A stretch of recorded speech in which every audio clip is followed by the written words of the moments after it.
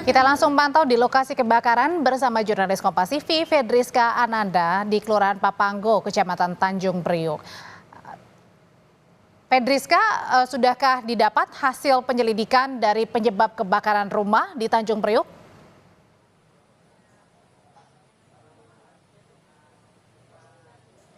Ya, selamat petang Audrey dan juga saudara. Untuk hasil penyelidikan saat ini masih didalami oleh kepolisian meskipun tim Inafis dari Polri ini sudah turun untuk mengecek apakah ada dugaan indikasi tindak pidana ataupun mencari penyebab kebakaran. Karena kalau misalkan kita lihat dari kondisi TKP saat ini sudah dipasangi garis polisi untuk mengamankan tempat kejadian perkara.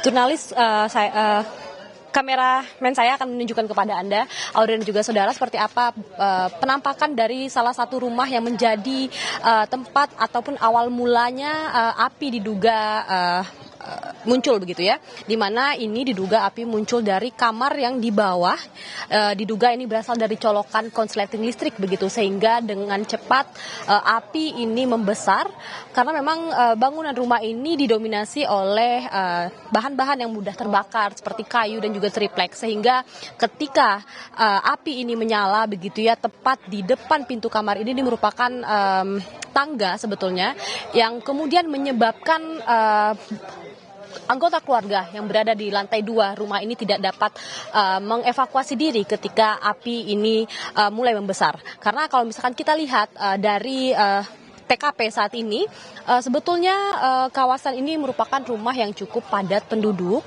sehingga memang ketika rumah ini terbakar begitu ya, ini dengan cepat begitu menyambar ke rumah lain. Kalau misalkan kami lihat dari tempat kejadian perkara, di mana setidaknya ada 3 rumah yang menjadi ataupun dilahap api pada Jumat dini hari kemarin. Kemudian meskipun begitu ya, 4 orang anggota keluarga ini yang memang dalam satu kakak begitu ya, dalam merupakan satu keluarga, seorang suami, istri dan juga 2 anak ini yang menjadi korban.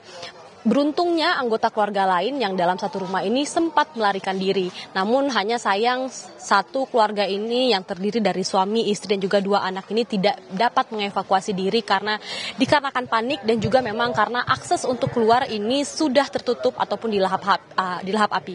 Karena memang ada 3 rumah yang memang terimbas dari kejadian kebakaran ini, meskipun anggota keluarga yang lain ini bisa keluar dari rumah ataupun bisa dievakuasi, namun tetangga-tetangga yang lain ini ternyata juga terkena imbasnya begitu ya.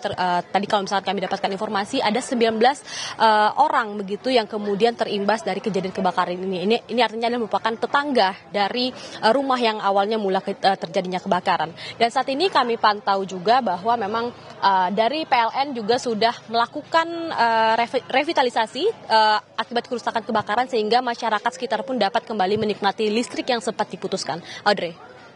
Ananda langsung melaporkan dari lokasi kebakaran di kawasan Tanjung Priok, Jakarta Utara.